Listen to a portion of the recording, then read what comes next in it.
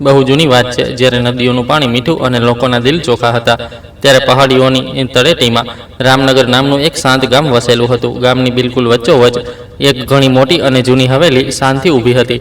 આ હવેલીને બધા લોકો ઠાકુરોની હવેલીના નામે જાણતા હતા. તેનું આંગણું ઘણું પહોળું હતું અને ખૂણામાં એક ઊંડો કૂવો બનેલો હતો. કૂવામાંથી આખા ઘર માટે રોજ મીઠું પાણી ભરવામાં આવતું હતું. હવેલીનું રસોડું માટીનું હતું, પરંતુ ત્યાંથી હંમેશા બહુ જ સ્વાદિષ્ટ પકવાનોની સારી સુગંધ ઉઠતી રહેતી હતી. એ જ વિશાળ હવેલીના એક નાના ખૂણામાં દેવ પોતાનું જીવન વિતાવી રહ્યો હતો. દેવ એક ઘણો જ શાંત અને સંસ્કારી યુવક હતો. તેને કિસ્મતે ઠાકુર પરિવારનો જમાઈ બનાવી દીધો હતો.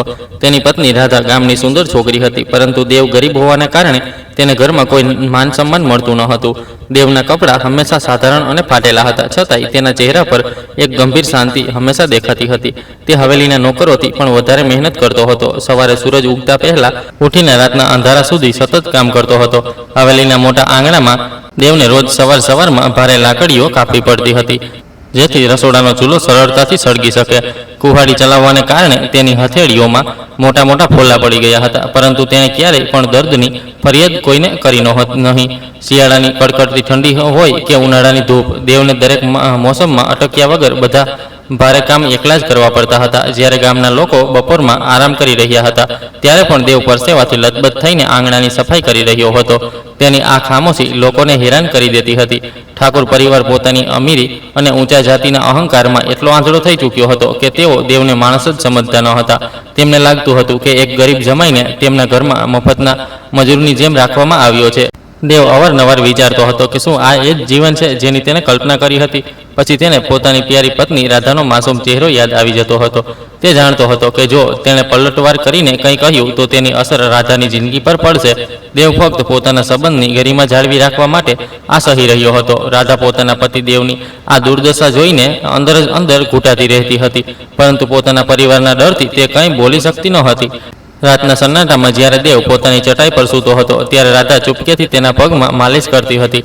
રાધા રડતા રડતા દેવને કહેતી હતી કે મને માફ કરી દો, હું કંઈ કરી નથી શકી.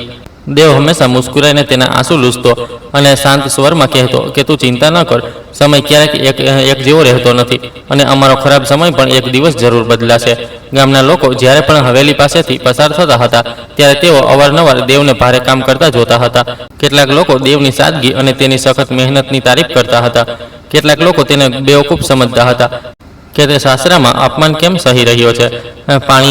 જ્યારે સ્ત્રીઓ પાણી ભરવા આવતી હતી, ત્યારે તેઓ પણ ઠાકુર પરિવારના કઠોર વ્યવહારની નિંદા કરતી હતી.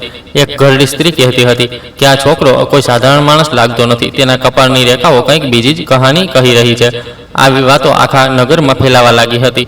હવેલીનો જૂનો નોકર રામુ કાકા દેવ પ્રત્યે ઘણો દયાભાવ રાખતો હતો. રામુ કાકા છુપાઈને દેવ માટે રસોડામાંથી થોડું સારું ખાવાનું લઈ આવતા હતા. દેવને અવારનવાર રાતનું બચેલું અને ઠંડુ ખાવાનું જ આપવામાં આવતું હતું. એક દિવસ જ્યારે દેવ કૂવામાંથી પાણી ખેંચીને થાકીને જમીન પર બેસી ગયો, તો રામુ કાકાએ પાસે આવીને તેને સહારો આપ્યો. રામુ કાકાએ દેવને ધીમા અવાજમાં કહ્યું કે બેટા, મેં ઘણા રંગ જોયા છે. ઈશ્વર તારા કષ્ટોને જોઈ રહ્યો છે અને તે જલ્દી જ તારા માટે કોઈ રસ્તો ખોલશે. દેવ રામુ કાકાની વાત સાંભળીને હળવું હાસ્ય કરતો અને ડોલ ઉઠાવીને હવેલીની અંદર જતો રહેતો હતો. તેના મનમાં કોઈની પાસેથી બદલો લેવાની ભાવના ન હતી. તે ફક્ત એક મોટા વચનથી બંધાયેલો હતો, જે તેણે પોતાના મરતા પિતાને આપ્યું હતું. દેવનું અસલી સત્ય આખી દુનિયામાં તેના સિવાય કોઈ જાણતું ન હતું.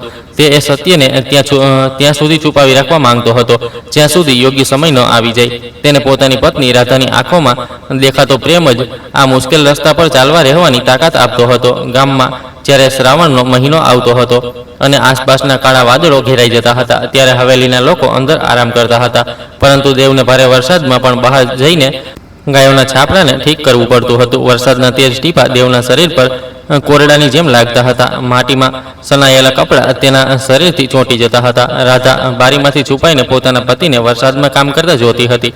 તે મનોમન ભગવાનને પ્રાર્થના કરતી હતી કે તે તેના પતિને આ નરક જેવી જિંદગીમાંથી બહાર કાઢે. શિયાળાની મોસમમાં જ્યારે આખું રામનગર ગામ ધુમ્મસની સફેદ ચાદરમાં છુપાઈ જતું હતું, લોકો બહાર નીકળવામાં ધ્રુજતા હતા. એ કડકડતી ઠંડીમાં દેવને પરોઢ થતાં પહેલાં જ કૂવાના ઠંડા પાણીથી નહાવું પડતું હતું. પછી તેને હવેલીના મોટા આંગણાને વાળવું પડતું હતું. તેની પાસે પહેરવા માટે કોઈ ગરમ કપડું ન હતું. તે ફક્ત એક જૂની શાલ ઓઢીને આખી ઠંડી પસાર કરી દેતો હતો. ઠંડીથી તેના હાથ શૂન્ય થઈ જતા હતા, પરંતુ કામની રફતારમાં કમી આવતી ન હતી.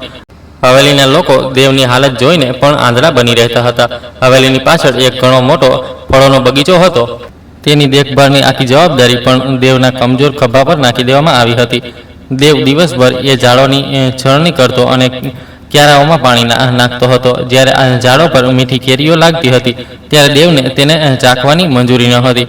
તે ફક્ત દૂરથી તેની ખુશ્બુ અનુભવી શકતો હતો. એકવાર રાધાએ છુપાઈને એક પાકેલો આંબો દેવને લાવીને આપ્યો હતો. દેવે મોટા પ્રેમથી એ આંબો રાધાના હાથોથી ખાધો હતો. તે ખુશીની પળ દેવ માટે અનમોલ દોલત હતી. જેમ જેમ સમય વીતી રહ્યો હતો, દેવ પ્રત્યે હવેલીવાળાઓનો અત્યાચાર વધી રહ્યો હતો. દેવ પોતાની થકાવટ અને દુઃખને ફક્ત હવેલીના એ જૂના કૂવા સાથે વહેંચતો હતો.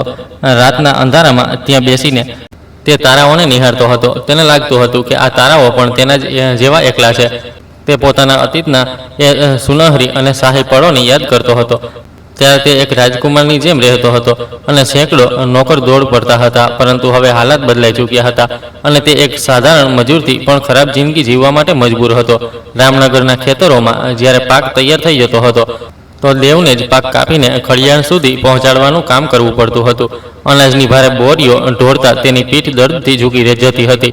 પરંતુ ઠાકોર પરિવારના કોઈ સભ્યએ ક્યારેય તેની મદદ ન કરી. પાક વેચવા બાદ દેવને એક કોળી પણ આપવામાં આવતી ન હતી. તેણે મહેણા મારવામાં આવતા હતા કે તે મફતની રોટલીઓ તોડી રહ્યો છે. દેવ ચૂપચાપ માથું ઝુકાવીને બધી કડવી વાતો સાંભળી લેતો હતો અને મનને શાંત રાખતો હતો. તે પોતાની તરફથી કોઈ કદમ ઉઠાવવા માંગતો ન હતો. ગામનો મુખિયા અવારનવાર ઠાકોર પરિવારને મળવા હવેલીમાં આવતો હતો. તે દેવની હાલતને ઘણી ધ્યાનથી જોયા કરતો હતો. મુખિયા એક સમજદાર માણસ હતો. તેને દેવના ચહેરા પર એક શાહી ચમક નજર આવતી હતી. એકવાર મુખિયાએ ઠાકોરને કહ્યું પણ હતું કે તમે પોતાના જમાઈની સાથે ખોટું કરી રહ્યા છો. પરંતુ ઘમંડમાં ચૂર ઠાકોર પરિવારે મુખિયાની વાતને હાસ્યમાં ઉડાવી દીધી. તેમણે કહ્યું કે જે માણસ 2 વખતની રોટલી નથી કમાઈ શકતો તેની સાથે આવો જ વ્યવહાર થવો જોઈએ. દેવ આ બધું દૂર ઊભો ચૂપચાપ સાંભળતો રહેતો હતો. રાધાનો પ્રેમ જ દેવના જીવનનો એકમાત્ર સહારો હતો. તે તેને દરરોજ એક નવી લડાઈ લડવાની હિંમત આપતો હતો. જ્યારે પણ દેવ કામ કરતાં કરતાં ઘણો ઉદાસ થઈ જતો હતો, રાધા દૂરથી જ તેને જોઈને મુસ્કુરાઈ દેતી હતી. એ એક મુસ્કાનને જોઈને દેવની બધી થકાવટ પલભરમાં દૂર થઈ જતી હતી. તે ફરીથી બમણી ઉર્જાની સાથે કામમાં લાગી જતો હતો. બંનેની વચ્ચે શબ્દોથી વધારે આંખોમાં વાતો થતી હતી. દેવને વિશ્વાસ હતો કે એક દિવસ તે પોતાની રાધાને તેનું સાચું માન સન્માન જરૂર અપાવશે. હવેલીમાં થનારા કોઈ પણ પૂજા કે તહેવારમાં દેવને સામેલ થવાનો અધિકાર ન હતો. તેને હંમેશા ઘરની બહાર જ રાખવામાં આવતો હતો. જ્યારે અંદર બધા લોકો નવા કપડાં પહેરીને ખુશીઓ મનાવી રહ્યા હતા, ફૂલ હતા, ત્યારે દેવ ભૂખ્યા પેટે જ સૂઈ જતો હતો. તેને તહેવારો પર પણ કોઈ આરામ મળતો ન હતો. મહેમાનોના આવવાથી તેનું કામ પણ વધારે વધી જતું હતું. મહેમાનોના જૂઠા વાસણ ધોવા અને પાણી ભરવું તેને ફરિયાદ વગર કરવું પડતું હતું. તેની આ દયનીય સ્થિતિ પર હવેલીના કોઈ સભ્યએ જરાય દયા આવતી ન હતી. દેવનો સૌથી સારો મિત્ર ગામની બહાર નદીના કિનારે સ્થિર એક જૂનું વડનું ઝાડ હતું. તે અવારનવાર બપોરના સમયે છુપાઈને ત્યાં જતો હતો. તે વડની ઠંડી છાયામાં બેસીને દેવને ઘણો સુકૂન મળતો હતો. તેને લાગતું હતું જેમ તેના પિતાએ તેના માથા પર પોતાનો પ્રેમભર્યો હાથ રાખી દીધો હોય. તે એ ઝાડની છાલને સ્પર્શીને પોતાના અંદર છુપાયેલા બધા દર્દ બહાર કાઢી દેતો હતો. ઝાડ પર રહેનારા પંખીઓ પણ તેની પાસે આવીને મીઠા સ્વરમાં ગાતા હતા. થોડો સમય ત્યાં વિતાવ્યા બાદ દેવનું મન પૂરી રીતે હળવું થઈ જતું હતું. રામનગરની માટીમાં એક અજીબ જાદુ હતો જે દેવને પોતાના મૂળથી હંમેશા જોડી રાખતો હતો.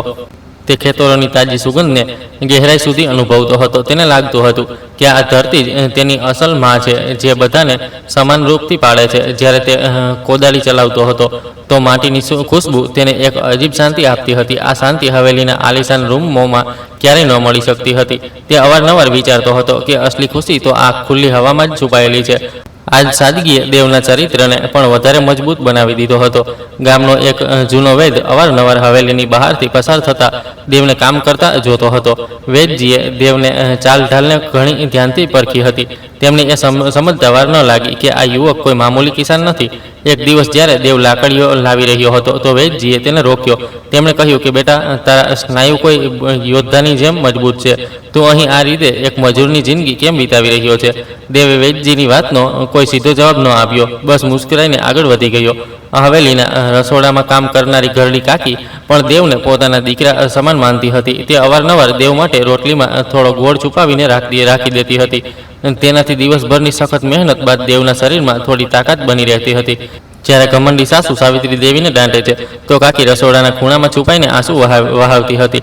દેવ જ્યારે કાકીના હાથથી આપેલી એક ગોળવાળી રોટલી ખાતો હતો તો તેને પોતાની સગી માં યાદ આવી જતી હતી, જે ઘણા વર્ષો પહેલા તેને એકલો છોડીને ચાલી ગઈ હતી. ઠાકોર પરિવારના ઘરમાં એક પ્રાચીન શિવ મંદિર હતું. ત્યાં આખા પરિવારના લોકો રોજ સવારે પૂજાપાઠ કરતા હતા. દેવને એ મંદિરની સીડીઓથી ઉપર જવાની સખત મનાઈ હતી, એટલે તે હંમેશા દૂર આંગણામાંથી હાથ જોડીને ભગવાન શિવની આરાધના કરતો હતો. તેને વિશ્વાસ હતો કે ભગવાનની નજરમાં કોઈ પણ માણસ અમીર કે ગરીબ હોતો નથી. સાચી શ્રદ્ધા કોઈ પણ મંદિરની દિવાલો કે અમીર લોકોના નિયમોની મોહતાજ હોતી નથી. તેની આજ નિસ્વાર્થ ભક્તિ તેને દરેક પ્રકારના કષ્ટને સહન કરવાની એક ઘણી મોટી શક્તિ પ્રદાન કરતી હતી. રાતના સમયે જ્યારે આખું ગામ ઊંડી નીંદરમાં સૂઈ રહ્યું હતું ત્યારે પણ દેવ જાગતો રહેતો હતો. તેનો હવેલીના મુખ્ય દ્વાર પર એક પહેરેદારની જેમ જાગવું પડતું હતું. તે આખી રાત એક નાની ફાનસ લઈને હવેલીની ચારે બાજુ ચક્કર લગાવતો હતો, જેથી કોઈ પણ ચોર હવેલીની અંદર ન ઘૂસી શકે અને પરિવારને નુકસાન ન પહોંચાડે. શિયાળાની રાતોમાં ઠંડી હવાઓ તેના શરીરને ચીરતી નીકળી જતી હતી. તે અવારનવાર આસમાનની તરફ જોઈને વિચારતો હતો કે શું ક્યારે કોઈ એવી સવાર આવશે જ્યારે તેને સન્માનજનક અને સુકૂનભરી જિંદગી મળશે. રામનગરમાં દર વર્ષે એક મશહૂર મેળો લાગતો હતો, જેમાં આસપાસના લોકો ફરવા આવતા હતા. રાધા પણ એ મેળામાં જવા માંગતી હતી અને રંગબેરંગી ચૂડીઓ ખરીદવા માંગતી હતી, પરંતુ હવેલીવાળાઓએ તેને દેવની સાથે બહાર જવાની બિલકુલ મંજૂરી ન આપી. દેવે રાધાનો ઉદાસ ચહેરો જોયો અને એ જ રાત તેણે લાકડીથી એક પિન બનાવી. જ્યારે આગલી સવાર તેણે એ પિન રાધાના હાથોમાં રાખી તો રાધાની આંખોમાં ખુશીના આંસુ આવી ગયા. તેણે એ લાકડીની પિન ઘણી ગર્વની સાથે પોતાના સુંદર વાળમાં સજાવી લીધી. દેવની ખામોશી કોઈ કમજોરી ન હતી. આ એક મોટા તોફાન પહેલાંની રહસ્યમય શાંતિ હતી. ઠાકોર પરિવાર આ બિલકુલ પણ સમજી નહોતો શકતો. તે દરરોજ પોતાની જાતને અંદરથી વધારે મજબૂત બનાવી રહ્યો હતો. તે સાચા સમયની રાહ જોઈ રહ્યો હતો, જ્યારે તે પોતાના વચનથી મુક્ત થઈ જશે. તે નહોતો ઈચ્છતો કે જ્યારે તેનું અસલી રૂપ દુનિયાની સામે આવે તો કોઈ તેના પર આંગળી ઉઠાવે.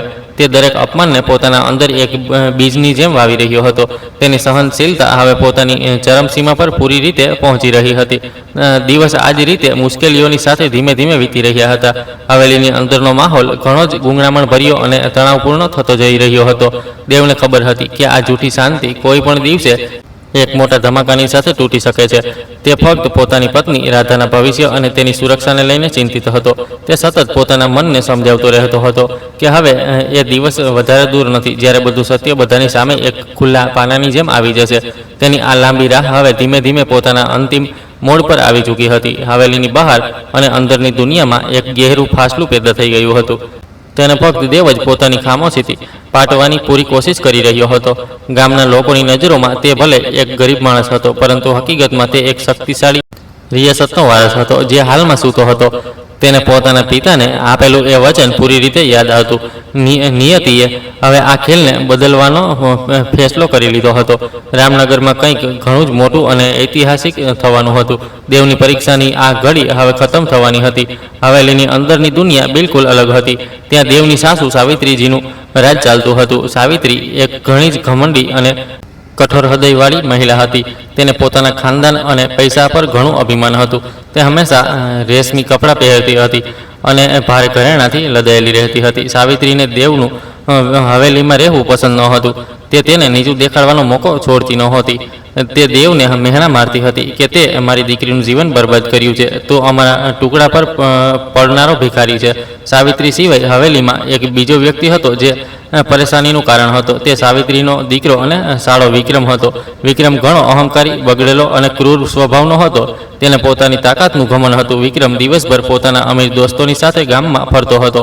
સાંજે પાછા ફરીને તે દેવ પર ગુસ્સો ઉતારતો હતો. વિક્રમ હંમેશા દેવને નોકરોની જેમ પુકારતો હતો. તેને બધાની સામે દેવની મજાક ઉડાવવા ઘણું મજા આવતું હતું. દેવ આ બધું ચૂપચાપ કંઈ બોલ્યા વગર સહી લેતો હતો. હવેલીના રસોડામાં દેવ માટે ક્યારેય તાજું ખાવાનું નહોતું બનતું. જ્યારે ઘરના સભ્યો સારું ભોજન કરી લેતા હતા ત્યારે જે બચી જતું હતું એ જ દેવને આપવામાં આવતું હતું. સાવિત્રી હંમેશા નોકરાણીઓને સખત આદેશ આપતી હતી કે દેવને સારી ચીજ ન આપવામાં આવે. ઘણીવાર દેવને વાસી રોટલીઓ ખાવી પડતી હતી, જે ઘણી કઠોર હતી. રાધા છુપાઈને પોતાના ભાગનું ખાવાનું દેવ માટે બચાવી લેતી હતી. સાવિત્રીને ખબર પડતા જ તે આખા ઘરમાં ઘણો મોટો હંગામો ઊભો કરતી હતી. ધીમે ધીમે ઠાકુર પરિવારના ક્રૂર વ્યવહારના સમાચાર હવેલીની બહાર નીકળવા લાગ્યા હતા. રામનગર ગામની ચોપાળ પર હવે ફક્ત દેવની જ ચર્ચા થવા લાગી હતી. ગામના લોકો સાંજે ભેગા થઈને અંદરો અંદર ફૂસફૂસાટ હતા કે ઠાકુર પરિવાર પોતાના જમાઈની સાથે ઘણો ખરાબ વ્યવહાર કરી રહ્યો છે. લોકો કહેતા હતા કે વિક્રમે કાલ દેવને સરેઆમ ગાળો આપી હતી. આ અફવા આખા ગામમાં ફેલાઈ ગઈ હતી કે દેવને હવેલીમાં એક મજૂરની જેમ રાખવામાં આવ્યો છે, તેને ત્યાં કોઈ આઝાદી નથી. ગામની આ અફવાઓ હવેલીના જૂના નોકર રામુ કાકાના કાનો સુધી પહોંચી ચૂકી હતી. રામુ કાકાએ આ પરિવારની 3 પેઢીઓને જોઈ હતી. એક દિવસ જ્યારે વિક્રમ નશામાં ધૂત થઈને આંગણામાં બેઠો હતો તો રામુ કાકાએ તેની પાસે જઈને કહ્યું કે નાના ઠાકુર, તમે જમાઈની સાથે જે કરી રહ્યા છો એ ઠીક નથી. તેમણે વિક્રમને સમજાવતા કહ્યું કે સમયનું પૈડું ઘૂમે છે અને કોઈનો અહંકાર હંમેશા ટકતો નથી. વિક્રમે ગુસ્સામાં તેમને ભગાડી દીધા. રામુ કાકાને વિક્રમના આ ખરાબ વ્યવહારથી ઘણું ગહેરું દુઃખ થયું. તેઓ જાણતા હતા કે દેવ કોઈ સાધારણ માણસ નથી. રાતના સમયે જ્યારે દેવ કૂવા પાસે વાસણ ધોઈ રહ્યો હતો તો રામુ કાકા તેની પાસે આવ્યા. તેમણે દેવના ખભા પર હાથ રાખીને ઘણા પ્રેમથી કહ્યું કે બેટા, હું જાણું છું તું ઘણું દર્દ સહી રહ્યો છે, પરંતુ તને થોડો વધારે ધૈર્ય રાખવો પડશે. તેમણે કહ્યું કે ઈશ્વર બધાની પરીક્ષા લે છે અને શાંત રહેનારની જીત થાય છે.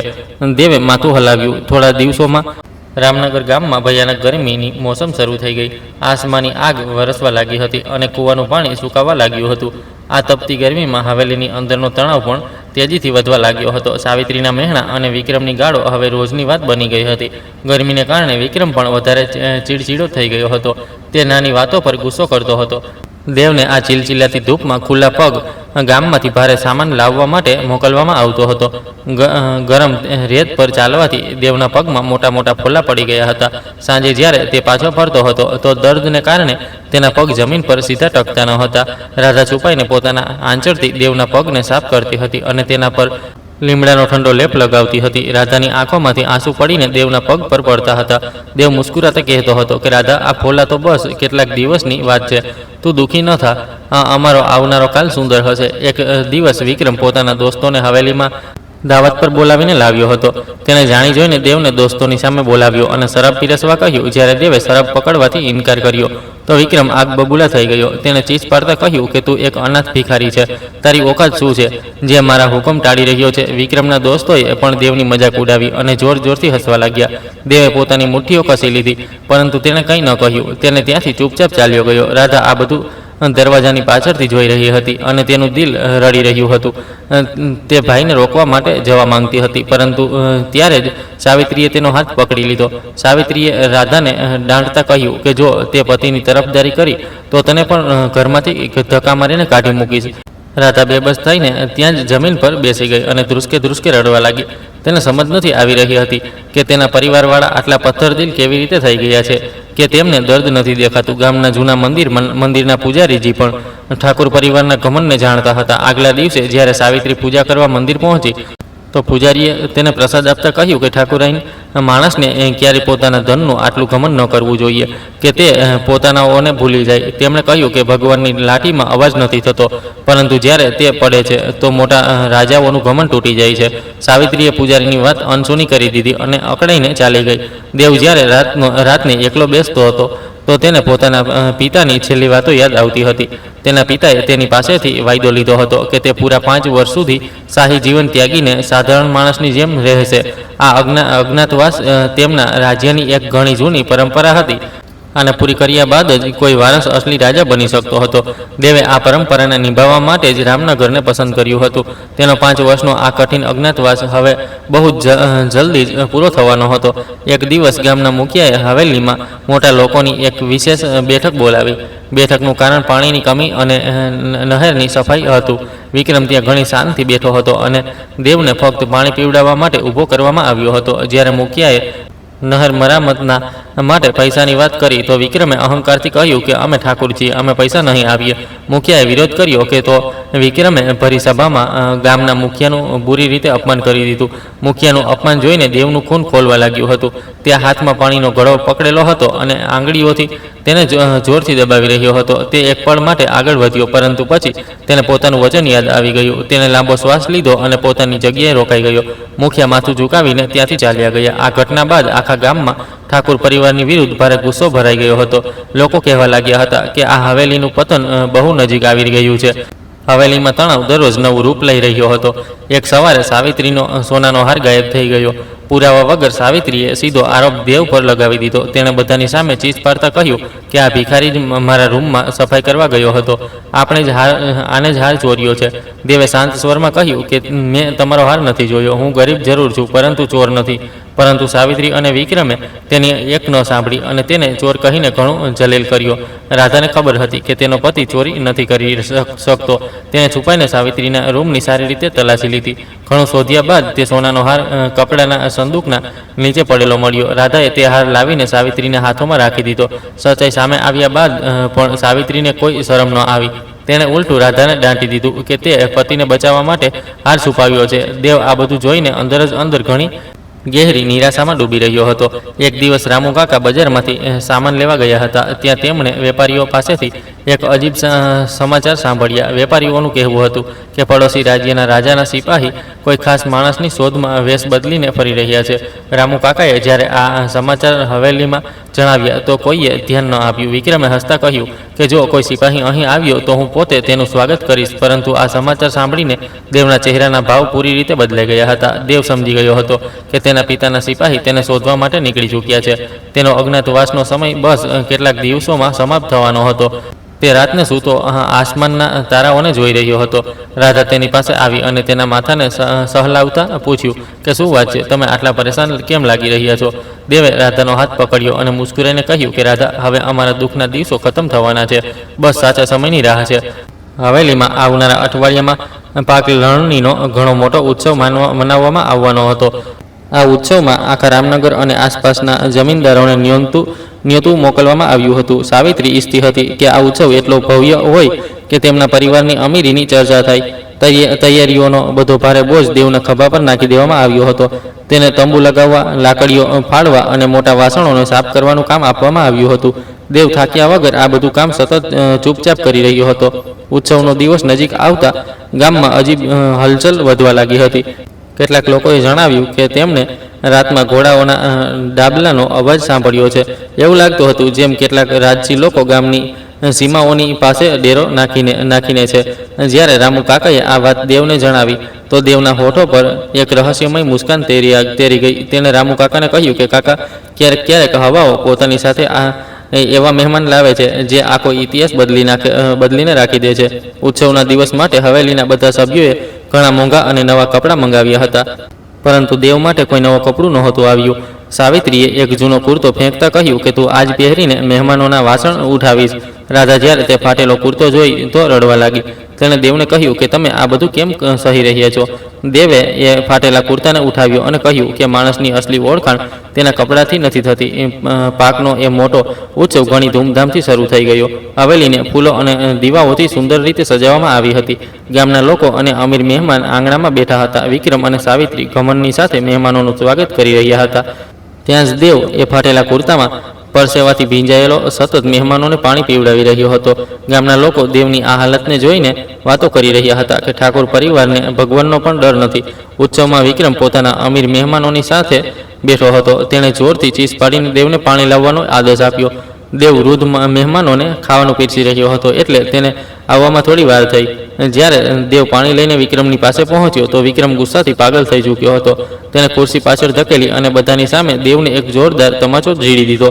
એ તમાચાનો પડઘો આખા સન્નાટામાં દૂર સુધી ચોખ્ખો સંભળાયો. બધા લોકો આ જોઈને પૂરી રીતે ડરી ગયા. થપ્પડ લાગતા જ દેવના હાથથી ઘડો છૂટીને જમીન પર પડી ગયો અને તૂટી ગયો. રાધા આ જોઈને ચીસ પાડી ઉઠી અને દોડીને દેવની પાસે આવી ગઈ. હવેલીના આંગણામાં એકદમથી ભયાનક સન્નાટો છવાઈ ગયો. ગામના લોકો અને મહેમાન શ્વાસ રોકીને આ જોઈ રહ્યા હતા. વિક્રમ ગાળો આપતા રાધાના લોકો એક દાવ ગાળો આપતા દેવને ચાલ્યા જવાનું કહી રહ્યો હતો. દેવે ધીમેથી પોતાનું માથું ઉઠાવ્યું. તેની આંખોમાં હવે કોઈ ડર કે લાચારી ન હતી, પરંતુ એક તેજ આગ હતી જે ઘણું બધું કહી રહી હતી. રામુ કાકા સમજી ગયા હતા કે હવે એ સમય આવી ગયો છે જેને કોઈ રોકી નથી શકતું. તેમણે ધીમેથી વિક્રમને કહ્યું કે નાના ઠાકુર, આજે તમે પોતાના પગ પર કુહાડી મારી લીધી છે. સાવિત્રીએ કાકાને ચૂપ કરાવ્યા અને ઉત્સવને ફરીથી શરૂ કરવાનું કહ્યું, પરંતુ હવે કોઈ મહેમાનનું મન ઉત્સવમાં નહોતું લાગી રહ્યું. દેવે રાધાના આંસુ લૂછ્યા અને તેને પોતાની સાથે અંદર લઈ ગયો. હવાઓનો રૂખ બદલાઈ ચૂક્યો હતો અને રામનગરમાં એક મોટું તોફાન આવવાનું હતું. ઉત્સવની એ ભયાનક રાત બાદ હવેલીમાં એક અજીબ શાંતિ છવાઈ ગઈ હતી. દેવ પોતાના નાના અંધારા રૂમમાં ચૂપચાપ બેઠો હતો અને બહારના સન્નાટાને અનુભવી રહ્યો હતો. રાધા તેની પાસે જમીન પર બેસી સતત રડી રહી હતી. તે પોતાના ભાઈ વિક્રમની એ નીચ હરકતને ભૂલી નહોતી શકી રહી. દેવે ઘણા પ્રેમથી રાધાના માથા પર હાથ રાખ્યો અને તેને કહ્યું કે તું હવે પોતાના આંસુ લૂછી લે, કારણ કે રડવાનો સમય હવે પૂરી રીતે ખતમ થઈ ચૂક્યો છે. દેવના મનમાં હવે કોઈ પણ દુવિધા કે સંકોચ નહોતો બચ્યો. તેણે પોતાના મરતા પિતાને જે વચન આપ્યું હતું તેનો સમય હવે પૂરો થઈ ગયો હતો. 5 વર્ષનો એક કઠિન અજ્ઞાતવાસ હવે પોતાના અંતિમ પડાવ પર પહોંચી ચૂક્યો હતો. વિક્રમના એ જોરદાર થપ્પડે દેવના અંદર સૂતેલા એક શક્તિશાળી રાજાને પૂરી રીતે જગાડી દીધો હતો. હવે તે વધારે અપમાન સહન કરવા માટે બિલકુલ પણ તૈયાર ન હતો. તેની આંખોમાં એક નવી અને તેજ ચમક આવી ગઈ હતી. આગલી સવારે રામનગર ગામમાં દરેક તરફ ફક્ત એક જ થપ્પડની ચર્ચા થઈ રહી હતી. કૂવા પર પાણી ભરવા આવેલી સ્ત્રીઓ અંદરો અંદર વાતો કરી રહી હતી કે વિક્રમે ઘણું મોટું પાપ કર્યું છે. ગામના વડીલો ચોપા પર બેસીને કહી રહ્યા હતા કે જમાઈનું આવું અપમાન ભગવાન પણ ક્યારેય માફ નહીં કરે. પરંતુ સૌથી વધારે હેરાની લોકોને દેવની એ ખામોશી પર હતી. થપ્પડ ખાધા બાદ દેવની આંખોમાં જે નિડરતા હતી તેના આખા ગામના લોકોને વિચારમાં નાખી દીધા હતા. આજ વચ્ચે રામનગર ગામની સીમા પર એક ઘણી જ મોટી અને રહસ્યમય હલચલ શરૂ થઈ ગઈ હતી. પડોશી રાજ્યના મહામંત્રી પોતાના શાહી રક્ષકો અને સૈનિકોની સાથે ત્યાં પોતાનો ડેરો નાખી ચૂક્યા હતા. એ લોકો ઘણા જ ગુપ્ત તરીકેથી ગામવાળાઓ પાસેથી એક ખાસ યુવક વિશે પૂછપરછ કરી રહ્યા હતા. મહામંત્રીએ સૈનિકોને આદેશ આપ્યો હતો કે તેઓ ગામના દરેક ખૂણામાં જઈને એ વ્યક્તિની શોધ કરે. તેમની પાસે એ યુવકની એક જૂની તસવીર અને કેટલાક ઘણા જ ખાસ નિશાન હતા. ગામના એક સીધા સાદા કિસાનને મહામંત્રીને ઠાકુર પરિવારની હવેલી વિશે જણાવ્યું. તેને ડરતા કહ્યું કે ત્યાં એક ગરીબ જમાઈ રહે છે જેની શકલ તમારા જણાવેલા હોળીએથી ઘણી વધારે મળતી આવે છે. કિસાનને એ પણ જણાવ્યું કે ઠાકુર પરિવાર એ યુવકની સાથે જાનવરોથી પણ ખરાબ વ્યવહાર કરે છે. આ સાંભળીને મહામંત્રીની આંખો ગુસ્સાથી લાલ થઈ ગઈ અને તેમની મુઠ્ઠીઓ કસાઈ ગઈ. તેમને એ સમજતા વાર ન લાગી કે તેમનો ખોવાયેલો રાજકુમાર આજ ઘમંડી ઠાકુરની હવેલીમાં કેદ છે. હવેલીની અંદર સાવિત્રીનો ઘમંડ હજી પણ એ જ રીતે આસમાનને સ્પર્શી રહ્યો હતો. સવારે ઉઠતા જ તેણે રાધાને ઘણી બુરી રીતે દાંટવાનું શરૂ કરી દીધું. તેણે કહ્યું કે તું એ ભિખારી માટે રડીને અમારા ખાનદાનની ઇજ્જત માટીમાં મેળવી રહી છે. સાવિત્રીએ હુકમ આપ્યો કે દેવ આજે હવેલીનું આખું આંગણું એકલા સાફ કરશે, કારણ કે કાલ રાત તેણે મહેમાનોની સામે ઘડો તોડીને નુકસાન કર્યું હતું. તે દેવને પણ વધારે જલીલ કરીને પોતાની જૂઠી શાનને વધારવા માંગતી હતી. દેવે ચૂપચાપ ઝાડુ ઉઠાવ્યું અને આંગણું સાફ કરવા લાગ્યો. પરંતુ આજે તેની ચાલ ઢાલમાં એક ઘણું મોટું બદલાવ આવી ચૂક્યો હતો. તેની પીઠ બિલકુલ સીધી હતી અને તેના કદમ કોઈ મહાન યોદ્ધાની જેમ જમીન પર પડી રહ્યા હતા. તે હવે પોતાની નજર ઝુકાવીને નહોતો ચાલી રહ્યો. હવેલીના બાકી નોકર દેવના આ બદલાયેલા રૂપને જોઈને ઘણા હેરાન હતા. તેમને સમજ નથી આવી રહી હતી કે કાલ રાત આટલું મોટું અપમાન સહ્યા બાદ કોઈ માણસ આટલો નિડર અને આત્મવિશ્વાસથી ભરેલો કેવી રીતે હોઈ શકે છે. રામુ કાકા પોતાની ઘરડી અને અનુભવી આંખોથી દેવના આ મોટા બદલાવને ઘણી ધ્યાનથી જોઈ રહ્યા હતા. તેઓ ધીમેથી ચાલતા દેવની પાસે આવ્યા અને બોલ્યા કે બેટા, આજે મને હવાઓમાં એક અલગ જ ખુશ્બુ આવી રહી છે. લાગે છે કોઈ મોટું તોફાન આવવાનું છે. દેવે પોતાનું કામ રોકીને રામુ કાકાની તરફ જોયું અને એક ઘણી જ રહસ્યમય મુસ્કાન આપી. તેણે કહ્યું કે કાકા, જ્યારે તોફાન આવે છે તો જૂની અને સડેલી ચીજોને મૂળમાંથી ઉખાડીને ફેંકી દે છે. થોડી વાર બાદ વિક્રમ નશાથી ભારે માથું લઈને પોતાના રૂમમાંથી બહાર આંગણામાં આવ્યો. તેને જોતા જ હવેલીના નોકર ડરને કારણે પોતાના કામમાં લાગી ગયા. વિક્રમે પોતાની આદત અનુસાર દેવને ચઢાવવા માટે જોરથી અવાજ લગાવી. તેણે ઘણી જ બદતમીજીથી કહ્યું કે ઓ ભિખારી, જલ્દીથી મારા માટે કૂવામાંથી ઠંડુ પાણી કાઢીને લાવ, મારું માથું દર્દથી ફાટી રહ્યું છે. વિક્રમને લાગ્યું કે દેવ રોજની જેમ ડરીને તરત પાણીનો ઘડો લઈને તેની પાસે દોડીને આવી જશે. પરંતુ આજે પહેલીવાર દેવે વિક્રમના કોઈ આદેશને પૂરી રીતે અનસુની કરી દીધો. તેણે ઘણા જ આરામથી પોતાની જગ્યાની સફાઈ ખતમ કરી અને ઝાડુને કિનારે રાખી દીધું. પછી તે પલટીને વિક્રમની આંખોમાં સીધું જોતા ઊભો થઈ ગયો.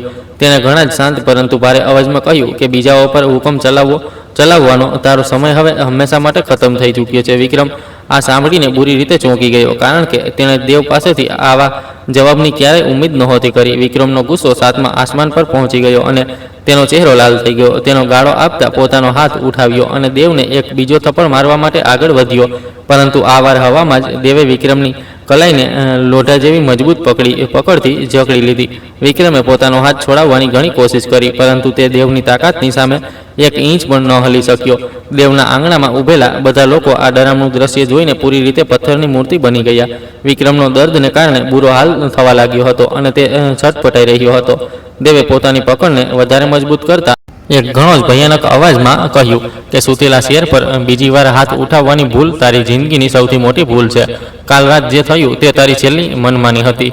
કંબારક, હવે તારે પોતાના દરેક પાપનો પૂરો હિસાબ ચૂકવવો પડશે. દેવની આંખોમાં એક એવો તેજ હતો જેને જોઈને વિક્રમની બધી શરાબ અને બધો અહંકાર એક જ પળમાં ઉતરી ગયો હતો. આંગણામાં થઈ રહેલા આ ભારે હંગામાને સાંભળીને સાવિત્રી પોતાના રૂમમાંથી દોડતી બહાર આવી. પોતાના લાડલા દીકરા વિક્રમને આ હાલતમાં જોઈને તે ગુસ્સાથી પાગલ થઈ ગઈ. તે જોર જોરથી ચીસ પાડવા લાગી કે તારી આ હિંમત કેવી રીતે થઈ મારા દીકરા પર હાથ ઉઠાવવાની. તેણે દેવને ધમકી આપી કે તે હમણાં ગામની પંચાયત બોલાવીને તેને આ હવેલીમાંથી ધક્કા મારીને બહાર કાઢી મૂકશે.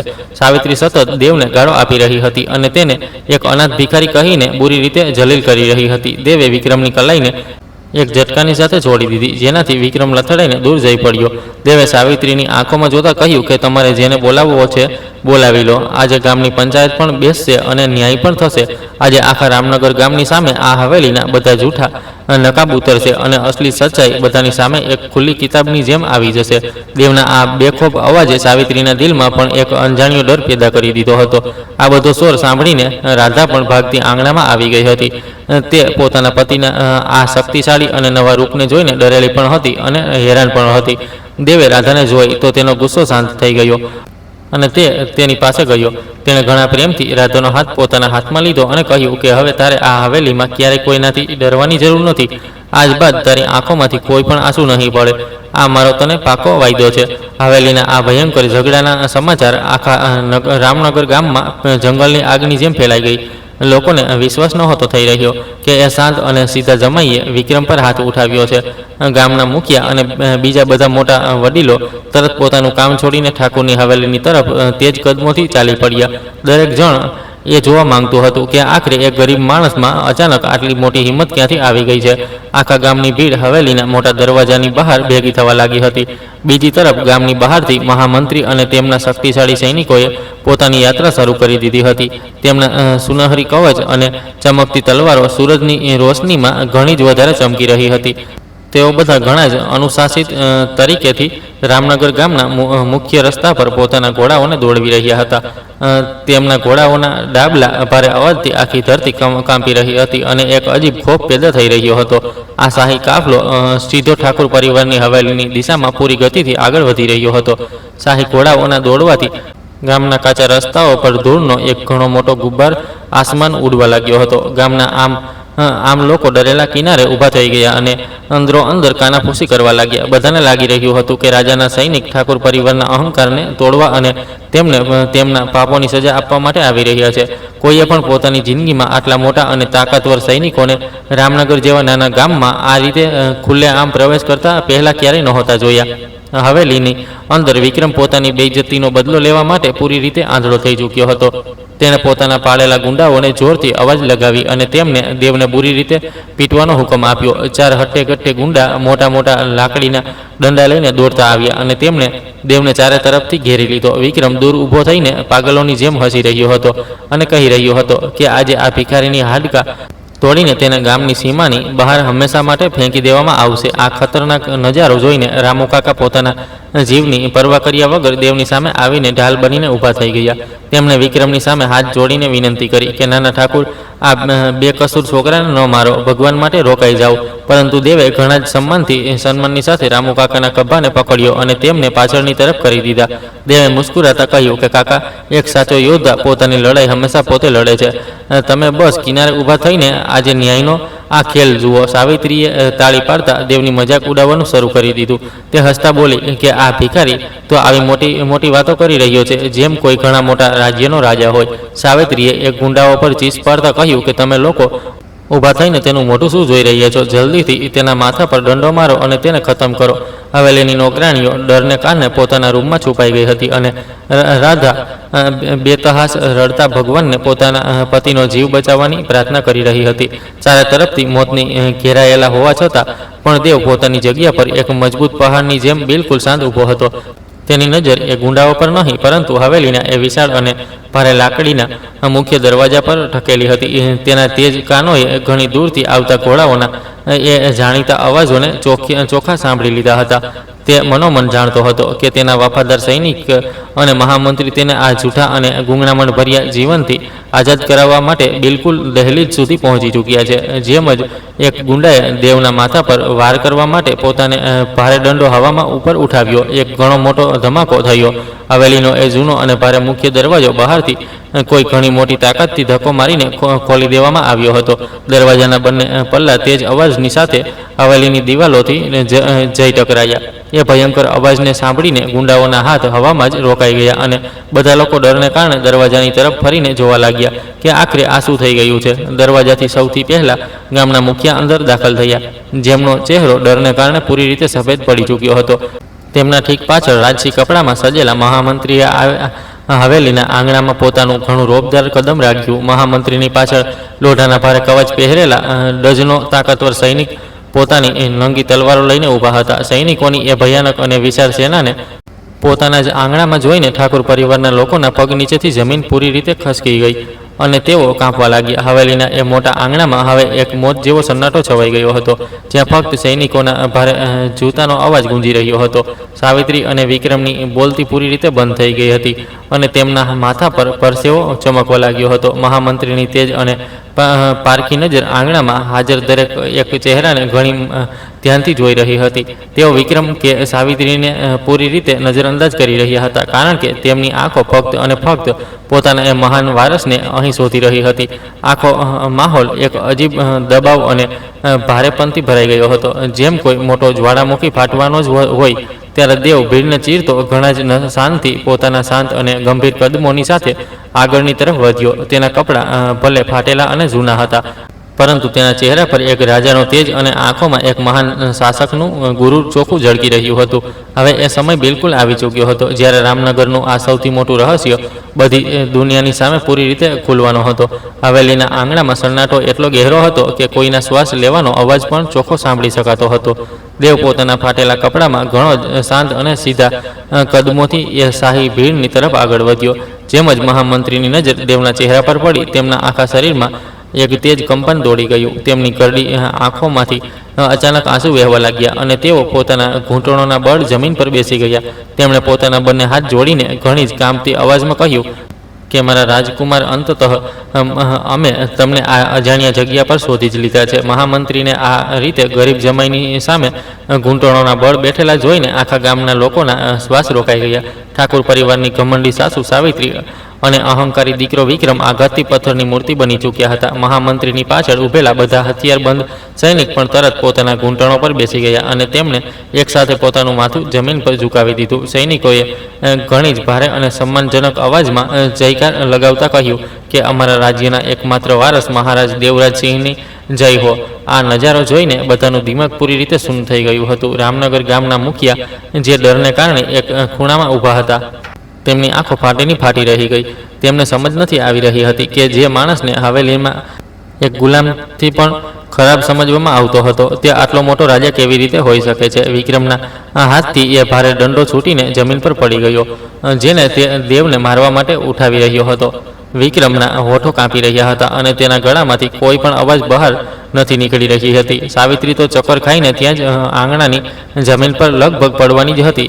દેવે ઘણા પ્રેમ અને સન્માનની સાથે આગળ વધીને મહામંત્રીને તેમના ખભાથી પકડીને ઉઠાવ્યા. તેણે એક ઘણો જ ગંભીર અને રાજસી સ્વરમાં મહામંત્રીને કહ્યું કે તમને આ રીતે મારી સામે રડવાની કોઈ જરૂર નથી. મારો 5 વર્ષનો અજ્ઞાતવાસ અને પિતાજીને આપેલો મારો વચન હવે પૂરી રીતે સમાપ્ત થઈ ચૂક્યો છે. મહામંત્રીએ રડતા દેવના ફાટેલા કપડાને સ્પર્શ કર્યો અને કહ્યું કે મહારાજ, તમારા આ કષ્ટને જોઈને મારી આત્મા છટપટાઈ રહી છે. હું આ આખા ગામને હમણાં જ આ જ સમયે પૂરી રીતે આગ લગાવી દઈશ.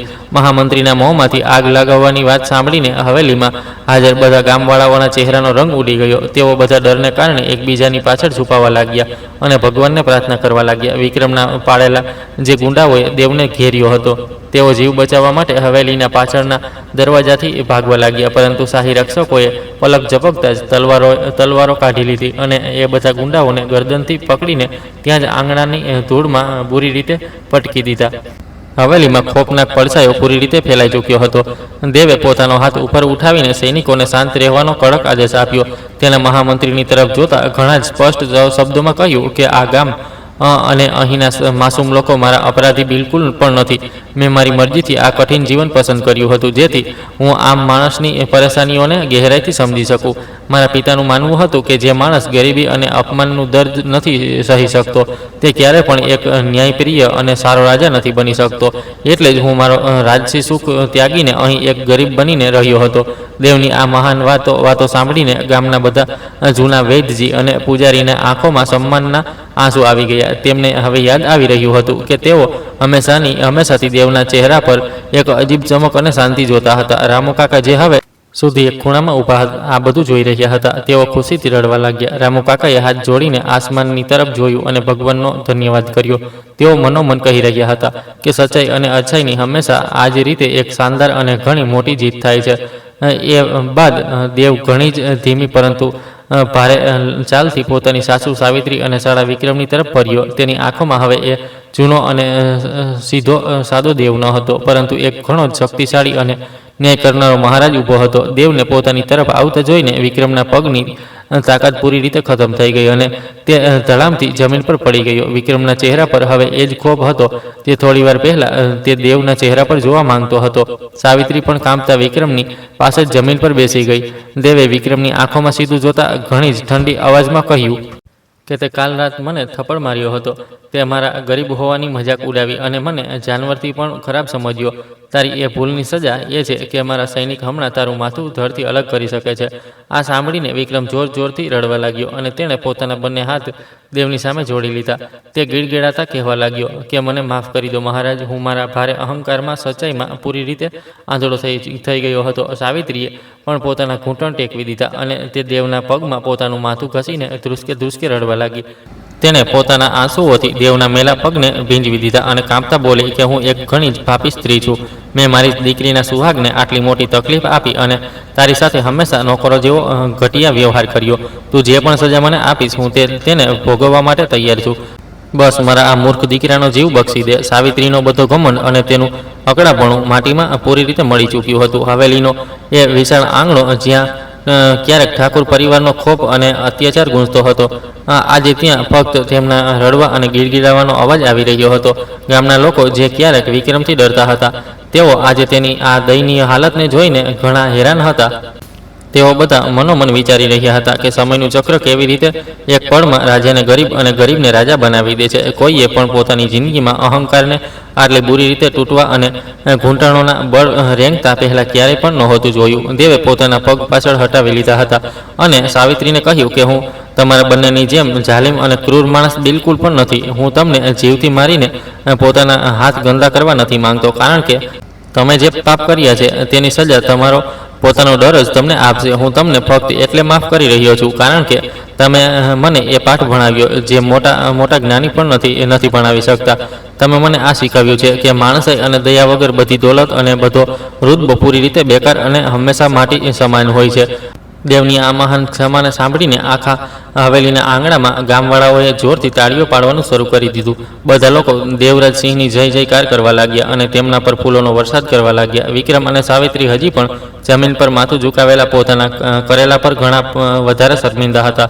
તેમને હવે સમજમાં આવી ગયું હતું કે તેમણે જે માણસને આટલા વર્ષો સુધી પગની ધૂળ સમજ્યો તે અસલમાં આસમાનનો સૌથી ચમકતો સિતારો હતો. તેમનો બધો ઘમંડ આંસુઓની સાથે વહીને એ જૂની હવેલીના માટીમાં મળી ચૂક્યો હતો. એ બાદ દેવ પોતાની પ્યારી પત્ની રાધાની તરફ ફર્યો, જે દરવાજાની પાસે ઊભી આ બધું એક ચમત્કારની જેમ જોઈ રહી હતી. રાધાની આંખોમાંથી સતત ખુશી અને હેરાનીના આંસુ વહી રહ્યા હતા. દેવ ઘણા જ પ્રેમથી ચાલતા રાધાની પાસે ગયો અને તેણે રાધાનો હાથ પોતાના બંને હાથોમાં લઈ લીધો. દેવે ઘણા જ મીઠા સ્વરમાં કહ્યું કે મારી રાણી, તે મારા સૌથી ખરાબ સમયમાં મારો સાથ આપ્યો અને મારી દરેક તકલીફને પોતાની માની. આજથી આ આખા રાજ્ય અને મારા જીવન પર ફક્ત તારો અધિકાર હશે. મહામંત્રીએ તરત આગળ વધીને એક ઘણો જ સુંદર અને મખમલી શાલ રાધાના ખભા પર પૂરા સન્માનની સાથે ઓઢાડી દીધો. રાધાએ પોતાના આંસુઓને લૂછ્યા અને દેવના ગળે વળગી ગઈ. આટલા વર્ષોનું તેનું બધું દુઃખ અને બધી ગૂંગણામણ આજે આ એક પળમાં પૂરી રીતે ખતમ થઈ ગઈ હતી. તે સમજી ગઈ હતી કે તેના પતિનું એ શાંત અને સાધારણ રૂપ અસલમાં એક ઘણી મોટી પરીક્ષા હતી. રાધાના ચહેરા પર હવે એક રાણીવાવ ચમક અને ઘણી જ ગહેરી ખુશી ચોખ્ખી રીતે દેખાઈ રહી હતી. દેવે રામુ કાકાને પોતાની પાસે બોલાવ્યા અને તેમના ચરણ સ્પર્શ કરીને તેમનું ઘણું મોટું સન્માન કર્યું. દેવે આખા ગામની સામે ઘોષણા કરી કે રામુ કાકાએ મને એક પિતાની જેમ પ્રેમ આપ્યો છે. આજથી રામુ કાકા આ હવેલીના નોકર નહીં, પરંતુ મારા રાજ્યના સૌથી ખાસ અને સન્માનિત સલાહકાર હશે. રામુ કાકા આ સાંભળીને જોર જોરથી રડવા લાગ્યા અને તેમણે દેવને ગળે લગાવીને પોતાને ઘણો બધો આશીર્વાદ આપ્યો. હવેલીના બાકી નોકરોને પણ દેવે ઘણા બધા સોનાના સિક્કા ઇનામમાં આપ્યા અને હંમેશા માટે તેમને આઝાદ કરી દીધા. ધીમે ધીમે હવેલીના આંગણાનો એ ભારે અને તણાવપૂર્ણ માહોલ પૂરી રીતે હળવો અને શાંત થવા લાગ્યો હતો. ગામના મુખિયાએ આગળ વધીને મહારાજ દેવરાજસિંહનું આખા રામનગર ગામની તરફથી ઘણું જ ભવ્ય સ્વાગત કર્યું. દેવે મુસ્કુરાઈને બધા ગામવાળાઓનું અભિવાદન સ્વીકાર્યું અને તેમને વિશ્વાસ અપાવ્યો કે હવે આ ગામમાં કોઈની પણ સાથે કોઈ અન્યાય નહીં થાય. દેવે તરત પોતાના ખજાનાથી રામનગર ગામના એક નવો કૂવો અને એક મોટું હોસ્પિટલ બનાવવાનો આદેશ આપ્યો, જેનાથી બધા લોકો ઘણા ખુશ થયા. ઠાકોર પરિવારના એ જૂના અને પહોળા આંગણામાં હવે ખોફની જગ્યાએ એક ઘણી જ મીઠી અને સુકૂનભરી ખુશી ફેલાઈ ગઈ હતી. સૈનિકોએ હવેલીની બહાર પોતાના હથિયાર રાખી દીધા હતા અને તેઓ પણ આરામથી ગામની તાજી હવાનો આનંદ લઈ રહ્યા હતા. સાવિત્રી અને વિક્રમ ચૂપચાપ ઉઠીને પોતાના રૂમોમાં ચાલ્યા ગયા હતા, કારણ કે તેમનામાં હવે કોઈની પણ સાથે આંખો મેળવવાની થોડી પણ હિંમત નહોતી બચી. તેમને પોતાના અહંકારની જે ભયાનક સજા મળી હતી તે તેમના માટે જિંદગીભરનો એક ઘણો મોટો અને કડવો સબક બની ચૂકી હતી. દેવે પોતાના જૂના અને ફાટેલા કપડાં ઉતારી દીધા અને સૈનિકો દ્વારા લાવેલા શાહી કપડાને ધારણ કરી લીધા. જ્યારે તે સુનહરી રંગના રેશમી કુર્તા અને રાજપૂતી પાઘડીમાં બહાર આંગણામાં આવ્યો તો તેની ચમક જોતા જ બનતી હતી. તેનું એ રાજસી રૂપ અને તેની પહોળી છાતી કોઈ પણ મહાન દેવતા જેવી લાગી રહી હતી. ગામની સ્ત્રીઓ અને બાળકો તેને જોઈને ઘણા જ વધારે અભિનંદન હતા અને અંદરો અંદર ખુશ થઈને વાતો કરી રહ્યા હતા. રામનગર ગામે પોતાની આખી તારીખમાં ક્યારેય પણ આટલો ભવ્ય અને શક્તિશાળી માણસ બિલકુલ નહોતો જોયો. સૂરજ ધીમે ધીમે પશ્ચિમ દિશાની તરફ ઢળવા લાગ્યો હતો અને આસમાનમાં ઘણા જ સુંદર સુનહરી અને નારંગી રંગ વિખેરાઈ ગયા હતા. હવેલીના માટીના રસોડામાંથી આજે ઘણા જ વધારે સ્વાદિષ્ટ અને મીઠા પકવાનોની સારી સુગંધ ઉઠવા લાગી હતી. આજે ખાવાનું કોઈ બચેલું નહીં, પરંતુ આખા ગામ અને સૈનિકો માટે એક ઘણી જ મોટી દાવતના રૂપમાં તૈયાર કરવામાં આવી રહ્યું હતું. રાધા પોતે રસોડામાં જઈને ઘણા પ્રેમથી બધા માટે ભોજન પીરસવાની તૈયારીમાં લાગી ગઈ હતી. આ સાંજ હવેલીના ઇતિહાસની સૌથી ખૂબસૂરત સાંજ બનવાની હતી. ગામના બધા લોકો આજે ઠાકુર પરિવારની હવેલીમાં કોઈ પણ ડર વગર અને કોઈ પણ ભેદભાવ વગર આરામથી બેઠા હતા. દેવ બધાની વચ્ચે એક સાધારણ માણસની જેમ જમીન પર બેસી ગયો અને લોકો પાસેથી તેમના દુઃખ દર્દ વિશે વાતો કરવા લાગ્યો. મહામંત્રી આ જોઈને મુસ્કુરાઈ રહ્યા હતા કે તેમનો રાજા કેટલો મહાન અને કેટલો દયાળુ છે. દેવે મુખિયાને કહ્યું કે આજથી આ હવેલીનો દરવાજો દરેક એ માણસ માટે ખુલ્લો રહેશે જેને મદદની જરૂર હશે. અહીં હવે કોઈ પણ માણસ ક્યારેય પણ ભૂખ્યો નહીં સૂવે. રાતનું અંધારું ધીમે ધીમે આખા નગરમાં ગામને પોતાની એક ઘણી જ શાંત અને ઠંડી બાહોમાં લઈ રહ્યું હતું. હવેલીના આંગણામાં ઘણા બધા દીવા સળગવામાં આવ્યા હતા, જેમની રોશનીમાં દરેક કોઈનો ચહેરો ઘણો વધારે ચમકી રહ્યો હતો. દેવે કૂવા પાસે જઈને એક ઠંડા પાણીને સ્પર્શ કર્યો, જેણે આટલા વર્ષો સુધી તેની થકાવટ મિટાવી હતી. તેને એ જૂના કૂવા સાથે ઘણો ગહેરો લગાવ થઈ ગયો હતો, કારણ કે એ જ કૂવાએ તેના આંસુઓને ચૂપચાપ જોયા હતા. આજે એ કૂવો પણ જેમ દેવની આ શાનદાર જીત પર ઘણો વધારે ખુશ થઈ રહ્યો હતો. દેવ પાછો ફરીને રાધાની પાસે આવ્યો અને બંનેએ મળીને ગામવાળાઓની સાથે એ શાનદાર રાતનું ભોજન કર્યું. આજના ખાવામાં જે મીઠાશ હતી તે પહેલાં ક્યારેય પણ અનુભવવામાં નહોતી આવી. દરેક એક કોળિયામાં આઝાદી, સન્માન અને પ્રેમનો એક ઘણો જ ગહેરો સ્વાદ ખોળાયેલો હતો. વિક્રમ અને સાવિત્રીએ પોતાના રૂમમાંથી બહાર આવીને દૂરથી જ દેવની પાસે માફી માંગી અને પોતાનું ખાવાનું ચૂપચાપ ખાધું. તેમણે હંમેશા માટે પોતાનો બધો ઘમંડ છોડી દીધો હતો અને હવે તેઓ એક સુધરેલા માણસની જેમ સારો વ્યવહાર કરી રહ્યા હતા. ખાવાનું ખતમ થયા બાદ ગામના બધા લોકો દેવને ઘણી બધી દુઆઓ અને આશીર્વાદ આપીને પોતાના ઘરે પાછા ફરવા લાગ્યા. બધાએ એ મહેસૂસ થઈ રહ્યું હતું કે આજે તેમણે એક ઘણી જ સાચી અને જાદુઈ કહાનીને પોતાની આંખોથી સાચું થતા જોઈ હતી. હવેલીનો એ મોટો અને ભારે મુખ્ય દરવાજો આજે અંદરથી બંધ નહોતો કરવામાં આવ્યો. એ દરવાજો હંમેશા માટે પ્રેમ અને ન્યાયની નિશાની બનીને ખુલ્લો છોડી દેવામાં આવ્યો હતો. રામનગરની એ શાંત રાતમાં હવે કોઈ ખોફ નહીં, પરંતુ એક ઘણો જ સુકૂનભરી ઠંડી હવા વહી રહી હતી. દેવ અને રાધા હવેલીની છત પર જઈને ખુલ્લા આસમાન નીચે ચમકતા તારાઓને ઘણા પ્રેમથી જોવા લાગ્યા. દેવે રાધાના ખભા પર હાથ રાખ્યો અને મુસ્કુરાઈને બોલ્યો કે મેં તને કહ્યું હતું ને કે અમારો ખરાબ સમય પણ એક દિવસ જરૂર બદલાશે. રાધાએ દેવના સીના પર પોતાનું માથું રાખી દીધું અને ઘણી જ ગહેરી શાંતિથી સાથે લાંબો શ્વાસ લીધો. બંનેના દિલોની ધડકન એ રાતની ખામોશીમાં એક ઘણું જ ખૂબસૂરત સંગીતની જેમ વાગી રહી હતી. તેમનું જીવન હવે હંમેશા માટે ખુશીઓથી પૂરી રીતે ભરાઈ ગયું હતું. હવેલીના એ મોટા આંગણામાં હવે એ જૂની કડવાશ અને તણાવ હંમેશા માટે ખતમ થઈ ચૂક્યો હતો. રામનગર ગામના લોકો હવે ઠાકુર પરિવારથી નફરત નથી કરતા હતા, પરંતુ તેઓ દેવરાજસિંહની મહાનતાની કહાનીઓ આખા ઉત્સાહની સાથે સંભળાવતા હતા. હવેલીની હવાઓમાં હવે કોઈના રડવા કે ગાળોનો અવાજ નહીં, પરંતુ શાંતિ અને સુકૂનનું એક ઘણું જ મીઠું સંગીત વહેતું હતું. સવારની તાજી હવા જ્યારે હવેલીના ઝાડોથી ટકરાતી હતી તો એવું લાગતું હતું જેમ પ્રકૃતિ પણ આ મહાન બદલાવ પર પોતાની ખુશી જાહેર કરી રહી છે અને નવા જીવનનું સ્વાગત ઘણા પ્રેમથી કરી રહી છે. સાવિત્રી, જે ક્યારેક પોતાના ભારે રેશમી કપડાં અને સોનાના ઘરેણાં પર ઘણું વધારે કમન કરતી, તેણે હવે સાદગી અને અપનાવી લીધી. તેણે હવેલીના નોકરોથી સાથે પોતાનો વ્યવહાર પૂરી રીતે બદલી લીધો. હવે તે કોઈના પર ચીસો પાડતી ન હતી, પરંતુ બધાને ઘણા પ્રેમથી બોલાવતી. સાવિત્રીને આ સારી રીતે સમજમાં આવી ગયું કે તેની અસલી દોલત તેનો ઘમંડ નહીં, પરંતુ તેના જમાઈની એ મહાન ક્ષમા છે, જેણે તેને એક નવી અને સારી જિંદગી આપી છે. તે રોજ સવારે ઉઠીને ભગવાન પાસેથી પોતાના જૂના પાપોની માફી ઘણા જ સાચા મનથી હંમેશા માંગતી. વિક્રમનો ખરાબ નશો અને તેના રખડુ દોસ્તોને સાથ હવે હંમેશા માટે પાછળ છૂટી ગયો હતો. તે હવે હવેલીના ખેતરોમાં કિસાનોની સાથે મળીને ઈમાનદારીથી સખત મહેનત કરતો. જ્યારે પણ તે દેવને જોતો તો સન્માનથી પોતાનું માથું નીચું ઝુકાવી લેતો હતો. વિક્રમે દેવને કહ્યું કે તમે મારો જીવ બક્ષીને મને એક નવો જન્મ આપ્યો છે. હવે હું મારું જીવન ફક્ત અચ્છાના રસ્તા પર વિતાવીશ. દેવે પણ મુસ્કુરાતા વિક્રમના ખભા પર તબકી આપી અને તેને એક સારા માણસની જેમ ઘણા પ્રેમથી ગળે લગાવી લીધો હતો. રાધાના જીવનમાં એ બધી ખુશીઓ પાછી ફરી હતી જેની તે હકદાર હતી. દેવે તેને આખા રાજ્યની મહારાણીનું મોટું સન્માન આપ્યું હતું. તેને તેના માટે સુંદર કપડાં મંગાવ્યા હતા, પરંતુ રાધાનું દિલ હજી પણ એ જ સાધારણ અને પ્રેમ કરનારા માણસ માટે ધડકતું હતું. તે રાણી બન્યા બાદ પણ હવેલીના રસોડામાં જઈને પોતાના હાથોથી દેવ માટે સ્વાદિષ્ટ ભોજન બનાવતી હતી. તેનું માનવું હતું કે એક પત્નીનું સૌથી મોટું સુખ પોતાના પતિને હાથોથી પ્રેમપૂર્વક ખાવાનું ખવડાવવામાં જ હંમેશા છુપાયેલું હોય છે.